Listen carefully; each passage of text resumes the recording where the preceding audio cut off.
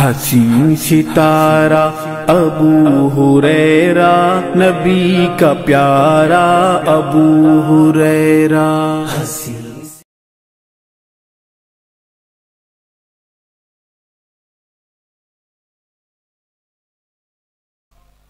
ان الحمد للہ حمدا طیبا کثیرا مبارکا فیہ، الحمد للہ عدد ما خلق، والحمد للہ ملء ما خلق، والحمد للہ عدد كل شيء، والحمد للہ عدد ما في السماوات وما في الأرض۔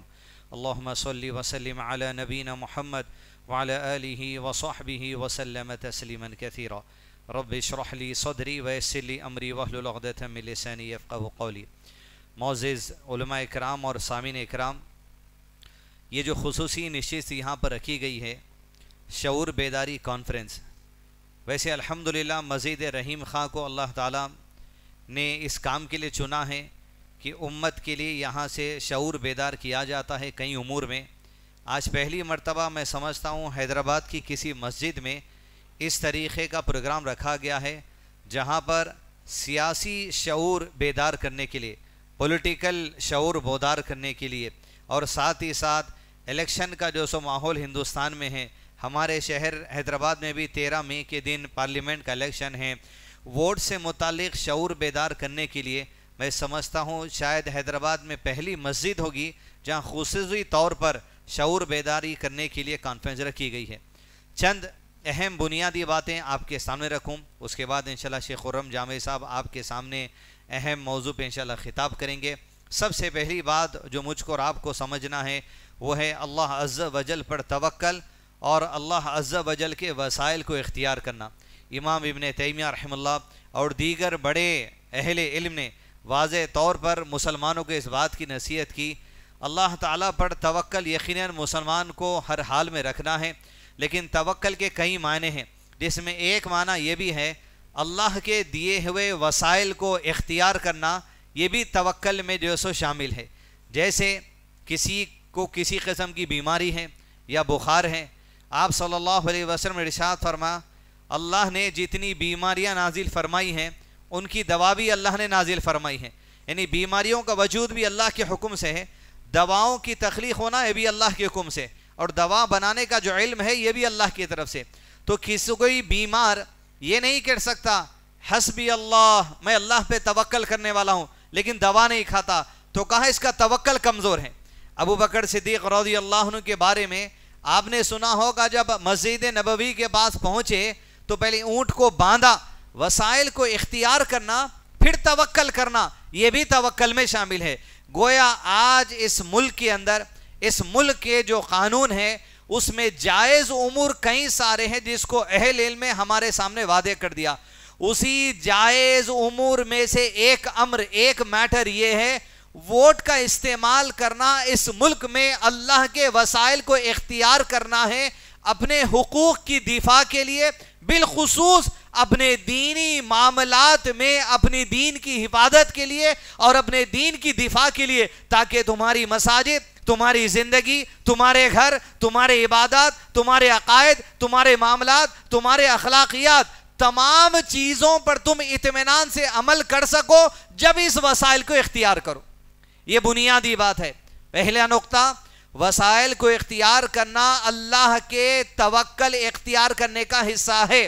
یہی سے 3 اہم باتیں آپ کے سامنے پیش کروں، کیونکہ آج نہیں ہو سکتا کہ 2024 کے ماحول اور معاشرے کو دیکھ کے نیا فتویٰ آ گیا ووٹ ڈالنا بول کے۔ یہ اللہ کے نبی صلی اللہ علیہ وسلم کے زمانے ہی سے وسائل کو اختیار کیا جاتا ہے توکل کرنے کے لیے۔ اب آپ صلی اللہ علیہ وسلم سے بہتر کوئی اللہ کی ذات پہ توکل کرنے والا ہے؟ ہمارا ایمان اس بات کی گواہی نہیں دے سکتا۔ یہی گواہی دے گا کہ آپ صلی اللہ علیہ وسلم عقائد میں، ایمان میں، عمل میں، توکل میں سب سے آگے ہیں، سب سے اعلیٰ ہیں۔ وہ توکل رکھتے ہوئے آپ صلی اللہ علیہ وسلم نے سیاسی جو وسائل اختیار کیے، پولیٹیکل وسائل جو اختیار کیے، وہ سمجھنا میرے اور آپ کے لیے ضروری ہے۔ یہ دوسری اہم چیز ہے کہ زمانے میں آپ تاریخ اٹھا کر دیکھیے بادشاہوں کی، ہر دور میں اسلام کے ماننے والے اور اسلام کے خلاف سیاسی رسوخات کا ہمیشہ استعمال کیا گیا، سیاسی پلیٹ فارم کا ہمیشہ استعمال کیا گیا، سیاسی زور کا ہمیشہ استعمال کیا گیا کہ سیاست کے زور سے، حکومتوں کے دور سے مسلمانوں کو، اسلام کو اور مسلمانوں کی جو سو مساجد کے خلاف میں ہمیشہ سے کام کرنے کی کوشش کی گئی۔ بہت ایسے بھی ہیں جو اپنے سیاسی رسوخ کا استعمال کرتے ہوئے مسلمانوں کا ساتھ بھی دیے تاکہ وہ دین پر عمل سے قائم رہ سکے، لیکن آج جن حالات میں ہم گزر رہے ہیں واضح تو ایسی دکھ رہا ہے، سیاسی رسوخات اور سیاسی پلیٹ فارم کا استعمال کرتے ہوئے ہمارے لیے، ہمارے دین کے لیے نقصان پہنچانے کی کوشش 10 سال سے کی جا رہی ہے، اور نہ جانے آگے کیا ان کے جو سو عزائم اور پلاننگ سے۔ مثال نمبر 1، قرآن مجید میں جس نبی کا بیشتر ذکر ہے نام کے ساتھ، وہ موسیٰ علیہ السلام کا ذکر ہے۔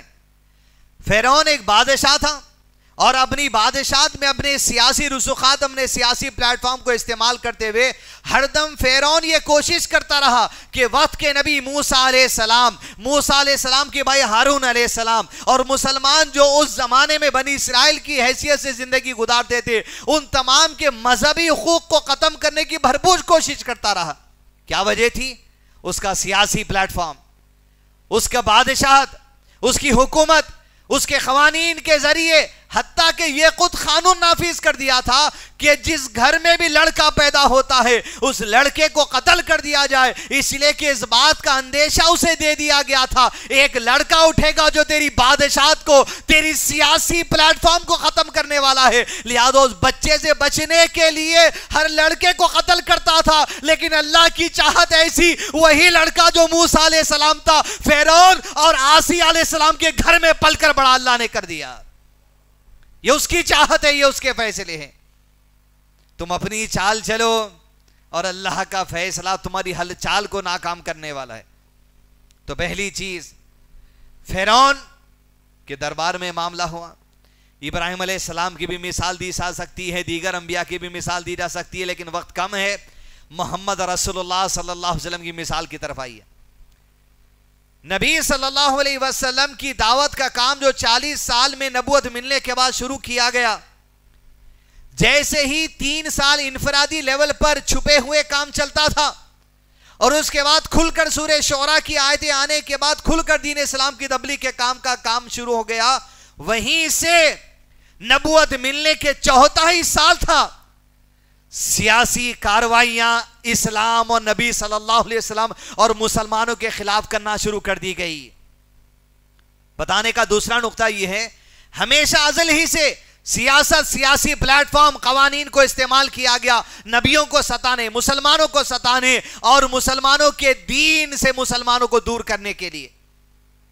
قریش نے جب یہ دیکھا کہ ہمارے پاس کوئی بادشاہ تو نہیں ہے مکے کے اندر، کوئی مضبوط حکومت تو نہیں ہے، اگر یوں ہی نبی صلی اللہ علیہ وسلم کو دعوت کے کام کے لیے چھوڑتا چلا جائے تو ان کی دعوت، ان کے اخلاق کی وجہ سے لوگ اسلام کی طرف تیزی سے آ رہے، اگر یوں ہی اسلام کی طرف تیزی سے آ جائیں گے، قریش کے قبیلے کو جس کا سیاسی رسوخ مکے کی سرزمین پر تھا، سب سے بڑا ڈر ان کے اندر یہ تھا کہ آنے والے دنوں میں محمد کہیں عرب کے علاقے کے بادشاہ نہ بن جائے صلی اللہ علیہ وسلم۔ یہ سیاسی ڈر تھا، پولیٹیکل ڈر تھا، اسی وجہ سے انہوں نے نبی صلی اللہ علیہ وسلم کی دعوت کو روکنے کا کام شروع کیا۔ ڈر کیا تھا؟ سیاسی جو رسوخ، سیاسی جو دبدبہ قریش کا آج عرب کی پٹی میں تھا وہ کہیں ختم نہ ہو جائے۔ اس لیے دیکھیں کہ محمد صلی اللہ علیہ وسلم کو بھی نقصان پہنچانے، قتل کرنے سے پہلے کچھ سیاسی پیش رفت کر دیکھ لے۔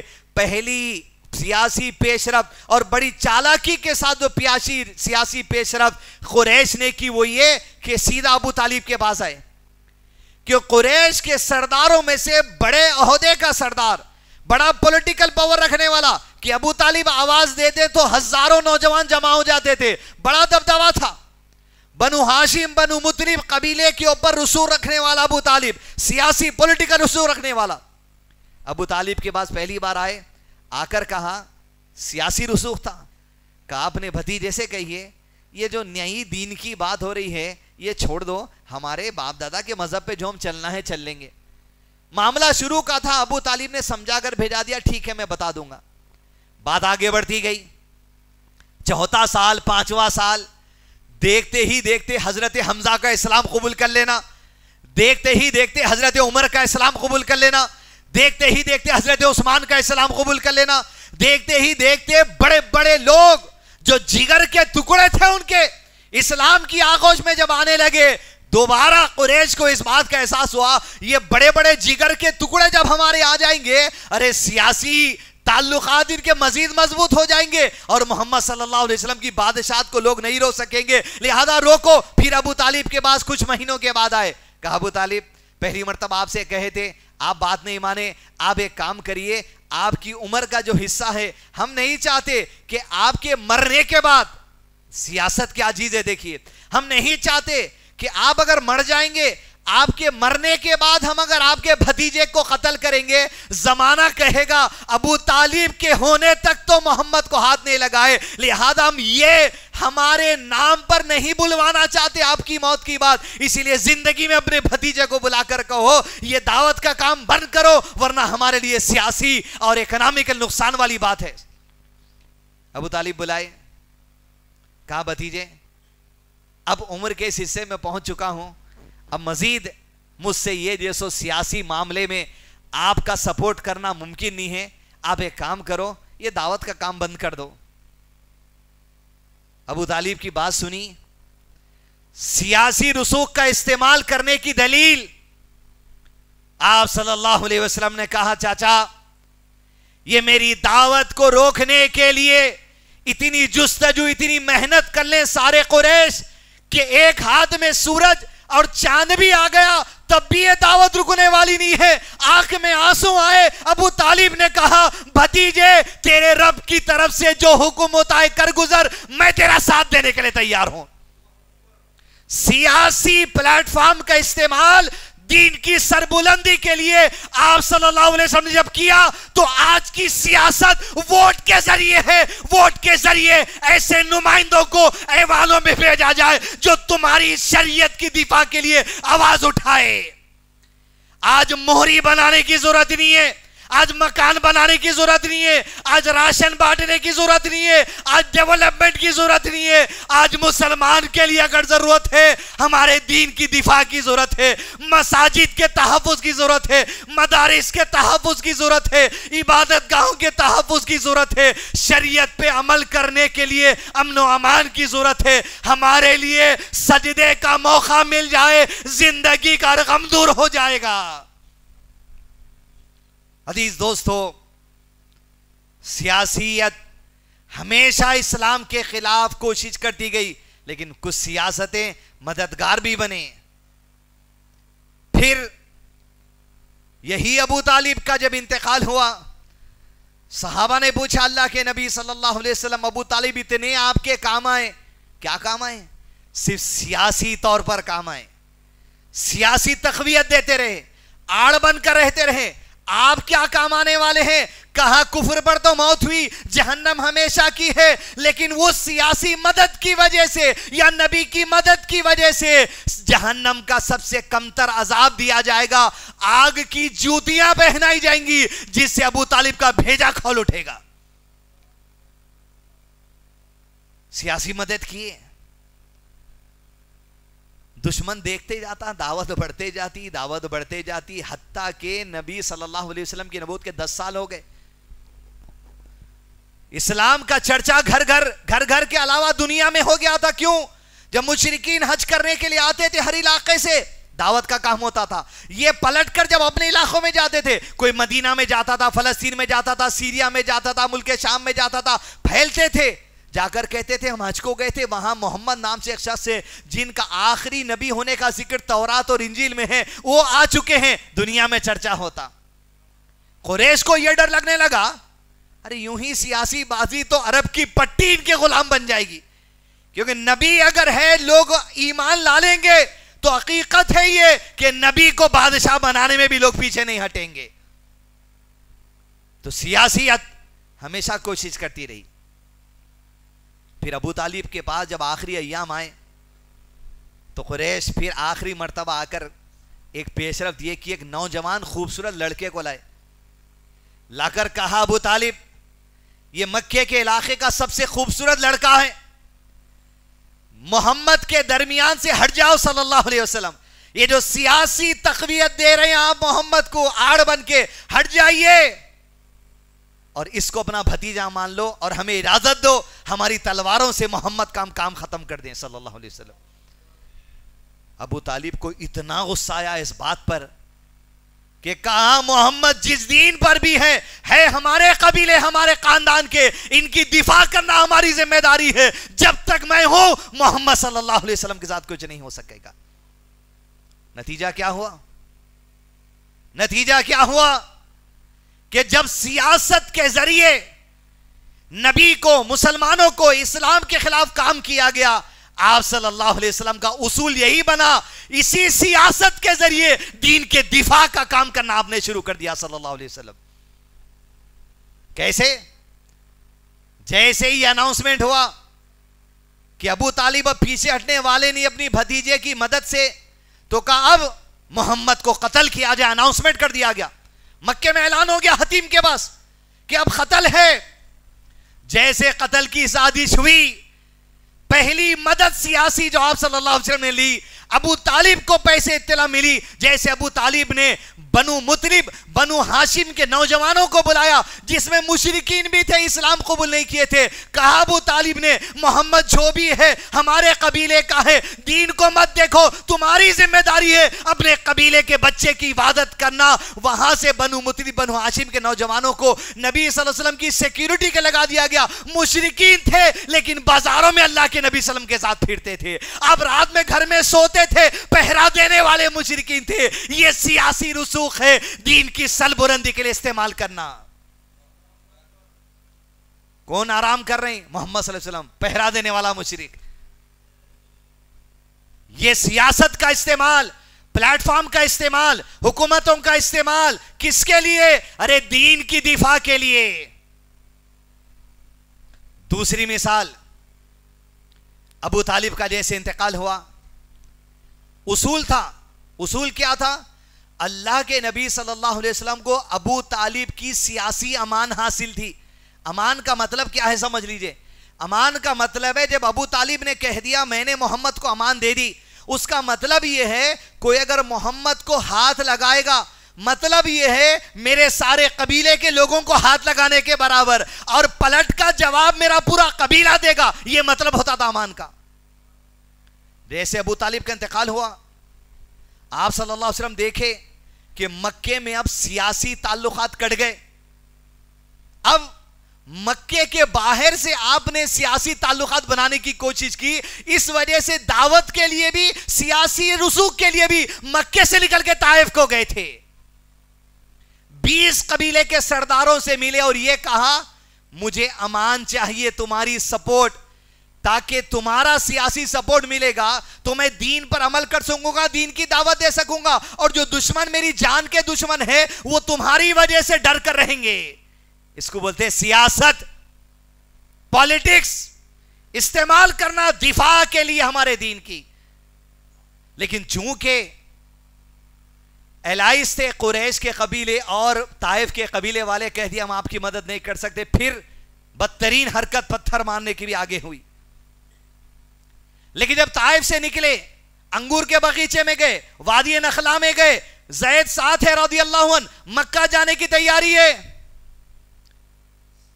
تو علی محمد صلابی سیرت کی کتاب میں ایسا خاکہ کھینچا ہے عالم دین نے، کہا اگر اللہ کے نبی صلی اللہ علیہ وسلم ابو طالب کی وفات کے بعد بغیر کسی کا سیاسی سپورٹ لیے ہوئے مکہ چلے جاتے، کیونکہ طائف کے لوگوں نے سیاسی سپورٹ نہیں دیا، تو پھر یہ اللہ کے نبی صلی اللہ علیہ وسلم کی شکست مانی جاتی، بغیر کسی سیاسی سپورٹ کی آپ مکہ پلٹ کر آ گئے۔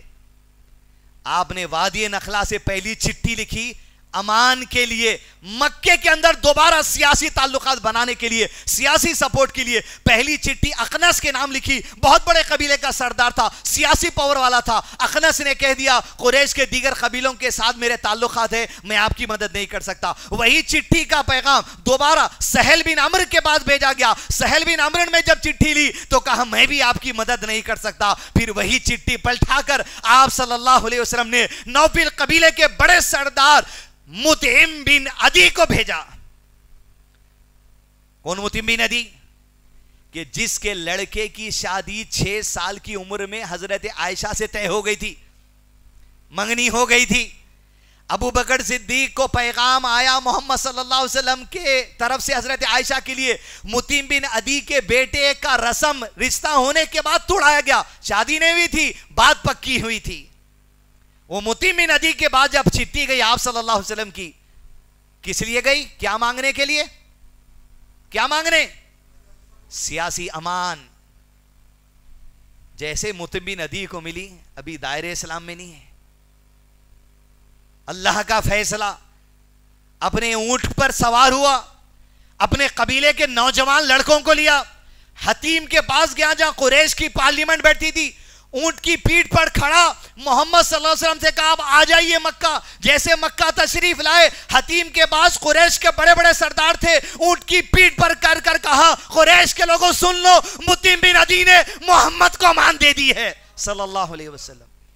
جیسے امان ملی، مطلب یہ تھا کہ اب ہاتھ لگانے کا مطلب ہے متیم بن عدی کے قبیلے والے مشرک ہو یا ایمان والے سب تمہارا ستیہ ناش کر دیں گے۔ اس کو بولتے ہیں سیاست، سیاست کا استعمال، پولیٹیکل رسوخ کا استعمال، کس کے لیے؟ دفاع دین کے لیے۔ کوئی غرض نہیں تھی آپ صلی اللہ علیہ وسلم کو اس کے علاوہ۔ جیسے سپورٹ ملا، سیدھا کعبۃ اللہ کے پاس گئے، حجر اسود کو بوسا لیا، گھر کو تشریف لے گئے، اسی کے بعد معراج کا سفر، اسی کے بعد حضرت عائشہ سے نکاح۔ یہ ہے سیاست کا استعمال۔ ہر دور میں جہاں پر دشمن بازی لیا سیاست کے استعمال کے ذریعے دین کو نقصان پہنچانے کے لیے، تو وہیں اللہ کے نبی صلی اللہ علیہ وسلم کا سسٹم اور سنت طریقہ یہ بھی بن گیا، اسی سیاسی سپورٹ کے ذریعے دین کو غالب کرنے کی کوشش آپ نے کی۔ تیسری بات،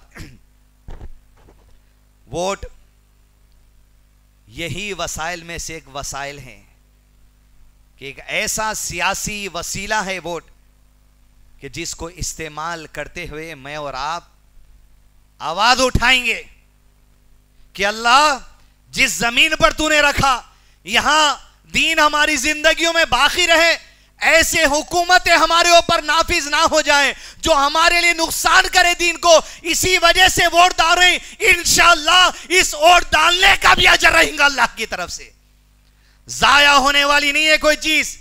جب کوئی حرکت کرتا مسلمان ایمان کے ساتھ کرتا، یقین کے ساتھ کرتا، میری نیت یہ ہے تو میرا ووٹ بھی اجر لے کر آئے گا انشاءاللہ میرے لیے۔ باقی فیصلے تو رب کے ہیں۔ عزیز دوستو، ہم سمجھتے ہیں مکہ سے ہجرت مدینہ کی گئی تھی، مدینہ دوسری ہجرت ہے۔ مکہ سے سب سے پہلی ہجرت اگر کی گئی ایک ایسے سیاسی پلیٹ فارم کی جگہ، حبشہ جسے کہا جاتا ہے، نجاشی جہاں کا بادشاہ تھا اور عیسائی تھا، مسلمان نہیں تھا، لیکن جب لوگوں نے اسلام قبول کیا ظلم و ستم بڑھ گیا۔ مدینے سے پہلے حبشہ ہجرت کروائی گئی تھی کیونکہ وہاں کا بادشاہ نجاشی اسلام کے متعلق نرم دل تھا۔ پھر سیاسی پلیٹ فارم کا استعمال، پھر سیاسی پلیٹ فارم کا استعمال۔ اس ووٹ کو کہیں اب تفصیل بتانے کی ضرورت نہیں ہے، شیخ محترم بیٹھے میں آپ کے سامنے بات کرنے کے لیے کہ ووٹ ان وسائل میں سے ہیں جس سیاست کو ہم استعمال کرتے ہوئے دین کی دفاع کے لیے کام کریں گے۔ چوتھی بات، کسی قسم کے خوف میں آنے کی ضرورت نہیں ہے، اور ہمارا خوف اسی وقت دور ہوگا جب ایمان مضبوط ہوگا، اور ایمان کی مضبوطی کے لیے علم ضروری ہے، اور علم کے لیے علم حاصل کرنا ضروری ہے۔ عزیز دوستو، کیا بڑی مثال جو ہم 150 دنوں سے دیکھ رہے ہیں وہ فلسطین کے معصوم بچوں کی۔ اتنا بڑا سیاسی ایجنڈا بنا کر ہزاروں مسلمان بچوں کو، بوڑھوں کو، عورتوں کو، بچوں کو قتل کر دیا گیا، لیکن اللہ اکبر، ایک ایک ویڈیو، ایک ایک جملہ بڑے لوگوں کا تو چھوڑا عزیز دوستو، وہ معصوم بچوں کا جن کی زبان سے اللہ اکبر نہیں کر رہا، ماشاءاللہ نہیں کر رہا، سبحان اللہ نہیں کر رہا، ارے دعوت ہے ہمارے لیے، جھنجھوڑ دے رہے ہم آپ کو، ایمان اسے کہا جاتا ہے۔ کیا حالات ہیں، گھر زیر ہو گئے ان کے، لاشوں کو دیکھ رہے ہیں، ہاتھوں سے لاشوں کو اٹھا رہے ہیں، لیکن زبان پہ لا الہ الا اللہ ہے. گھبرانے کی ضرورت نہیں ہے، نہ گھبرانا ہے، نہ بے پرواہ اور لاپرواہ بھی نہیں ہونا ہے. پھر نہیں، ووٹ ڈالنا جائز نہیں ہے، ووٹ ڈالنا جائز نہیں ہے، ووٹ ڈالنا حرام ہے اگر تمہارے قریب. تو پھر کیا یہ جائز ہے کہ حجاب کو بین کر دیا جائے؟ اگر ووٹ ڈالنا حرام ہے تمہارے قریب تو کیا یہ جائز ہے کہ بابری مسجد کے رضا دوسرے مسجدوں کو قتل شہید کر دیا جائے؟ اگر ووٹ ڈالنا حرام ہے تو کیا یہ جائز ہے کہ تمہارے مدرسوں کو بند کر دیا جائے؟ وہ حرام ہے تو یہ جائز ہے. پھر تعجب کی بات ہے، اور یہ اہل علم کا طبقہ نہیں ہے. اہل علم اور علماء کرام تو ایک جٹ ہو گئے اس وقت، کسی بھی مسلک کے ہو. یہ وہ جوہلا ہے نوجوان جو علم سے واقفیت نہیں رکھتے، اہل علم سے دور ہیں، لیکن اپنے فتوے وادی سے دنیا میں گمراہی پیدا کر رہے ہیں. ایسے گمراہ نوجوانوں سے بچ کر رہیے آپ. آخری نقطہ، خوف نہیں کرنا ہے، اور پھر یہ بے پرواہ بھی ہونا نہیں ہے. شعور میں آئیے. شعور بیداری کانفرنس میں دلائل آپ کو دیے جا رہے، اور شعور ہمیشہ سے اس امت کے اہل علم میں رہا، علماء میں رہا. ہم سمجھتے سیاست مسجد کی بات نہیں، اتنی بے وقوفی ہے. کچھ تاریخ کا علم بھی اگر ہم رکھ لیے تو میرے آپ کے لیے بہتر بات ہے. اگر سیاسی پلیٹ فارم کا استعمال نہیں کیا جاتا، اس زمین پر ہندوستان کی سب سے پہلے اس ملک کی آزادی کے لیے جہاد کا اعلان کرنے والے اہل الحدیث علماء کرام ہیں، جنہوں نے ملک کو آزاد کروایا. کیا سیاسی جنگ نہیں تھی انگریزوں سے؟ دینی جنگ تھی. اس ملک کے ہندوؤں کو بھی آزاد کرنے، اس ملک کے مسلمانوں کو بھی آزاد کرنے، اس ملک کے سکھ اور عیسائی کو بھی آزاد کرنے کے لیے مسلمانوں نے انگریزوں سے جنگ کا اعلان کیا. یہ سیاسی جنگ تھی. اور پھر ہمارے علماء اہل علم ہمیشہ سیاست کا استعمال کرتے رہے، جس کے نتیجے میں جب یہ ملک آزاد ہوا، اس ملک کا سب سے پہلا ایجوکیشن منسٹر اگر کوئی بنا، اہل حدیث عالم مولانا ابوالکلام آزاد اس ملک کا سب سے پہلا ایجوکیشن منسٹر بنا. کیا بغیر سیاسی پلیٹ فارم کے آپ اس منسٹری پہ آ گئے؟ آج اہل علم علماء کرام سے میری گزارش ہے، آپ کی رہنمائی کے ساتھ ساتھ آپ اس میدان میں آنا، عوام آپ کے ساتھ ہے، آپ آگے بڑھیے. بالخصوص جو شعور پیدا کیا جا رہا، جو علماء سے ہم کو اقرار کرنا پڑے گا. سیاسی میدان میں اگر ہندوستان میں اگر سیاسی شعور بیدار کرنے کے لیے کوئی علماء کا طبقہ ہے، دیوبند کے علماء کا طبقہ ہے، بات اقرار کرنا پڑے گا. مولانا ارشد مدنی ہو، مولانا سجاد نعمانی ہو، یا دیگر علماء کرام جو دیوبند کے ہیں، ہمیشہ سے آگے رہیں اس کام میں. آج کے دور میں بالخصوص میری اہل الحدیث علماء کرام سے بنتی ہے، گزارش ہے کہ دین کے امور کے ساتھ ساتھ سیاسی جو ہمارا دینی فریضہ ہے، آپ کے انتظار میں قوم ہے، میں آپ کے انتظار میں ہوں. صرف شعور بیداری نہیں، سیاسی میدان میں آگے آنا پڑے گا آپ کو. جس طرح اسلاف میں مولانا ابوالکلام آزاد آگے رہے تو ہندوستان میں اتنے خداور، اتنے ذہین ڈاکٹر امبیڈکر جیسے لوگ بھی رہنے کے باوجود تعلیم کی اگر ذمہ داری کسی کو دی گئی، وہ اہل حدیث عالم کے ذمہ دی گئی. عزیز دوستوں، آخری بات کہ ایک سنت حکومتوں کے ساتھ آپ صلی اللہ علیہ وسلم کی یہ بھی رہی، جس کو ہم بھول جا رہے ہیں، نظر انداز کر دے رہے ہیں. حدیبیہ کے بعد انٹرنیشنل لیول پر دین اسلام کی تبلیغ کا کام آپ صلی اللہ علیہ وسلم نے شروع کیا خطوط کے ذریعے. یہ بھی سیاسی کام بھی تھا، دعوت بھی تھی، سیاسی تعلقات بھی بنتے تھے، دین اسلام کی دعوت بھی ہوتی تھی. نجاشی کو پیغام گیا، اور پھر فارس کی طرف کسرا خسرو بھی جسے کہا جاتا ہے، اس بادشاہ کو آپ صلی اللہ علیہ وسلم کی چٹھی پہنچی. دعاؤں کے لیے دل ایمان کو آپ تیار کر لیجئے. یہ ایک سنت پہ عمل کر کے تقریر ختم. جب خسرو کے بعد نبی کا پیغام پہنچا تو حدیث پہنچی، شریعت کی بات پہنچی، دعوت نامہ اس اصول پر دیا گیا تھا الناس علی دین ملوکہم کہ وقت کے زمانے کے جو بادشاہ ہیں وہ اپنی رعایا کے ذمہ دار ہیں دین کے معاملے میں بھی، کہ اگر تو خسرو اپنی قوم تک میری دعوت کو نہیں پہنچائے گا، سارے لوگوں کی اسلام نہیں قبول کرنے کی ذمہ داری کا گناہ تیرے سر پہ آنے والا ہے۔ جب پیغام پہنچا آپ صلی اللہ علیہ وسلم کا خط کے ذریعے، جو آپ ڈکٹیٹ کرتے تھے، لکھتے صحابہ تھے، پہنچاتے صحابہ تھے، خسرو نے جب حدیث رسول صلی اللہ علیہ وسلم کو پڑھا، دعوت رسول صلی اللہ علیہ وسلم کو پڑھا، آپ کے خط مبارک کو پھاڑ کر پھینک دیا۔ نبی کو اطلاع ملی کہ آپ کی دعوت کو پھاڑ دیا گیا، کہا یا ربی، اے اللہ، یہ خسرو جس نے میرے دعوت کو پھاڑا اس کی حکومت کو پارا پارا کر دے۔ یہ بھی سنت ہے۔ یا اللہ، الحمدللہ رب العالمین، تیری بارگاہ میں تیرے تمام صفات کے وسیلے سے یا ربی میں اور ہم مانگتے ہیں، جو ظالم حکومت آج تیرے دین کی دشمن ہے، تیرے دین کے ماننے والوں کی دشمن ہے، یا ربی اس کی حکومت کو پارا پارا کر دے، اس کی حکومت کا خاتمہ کر دے۔ ایسے حکام ہمارے اوپر رکھنا یا ربی جو تیرے دین کے معاملے میں آسانی برتے۔ وصلی اللہم صلی علی محمد وعلی آل محمد وآخر دعوانا الحمدللہ رب العالمین۔ مزید علماء اور مقررین کے بیانات سننے کے لیے ہمارے YouTube چینل کو سبسکرائب کیجیے۔ جزاک اللہ۔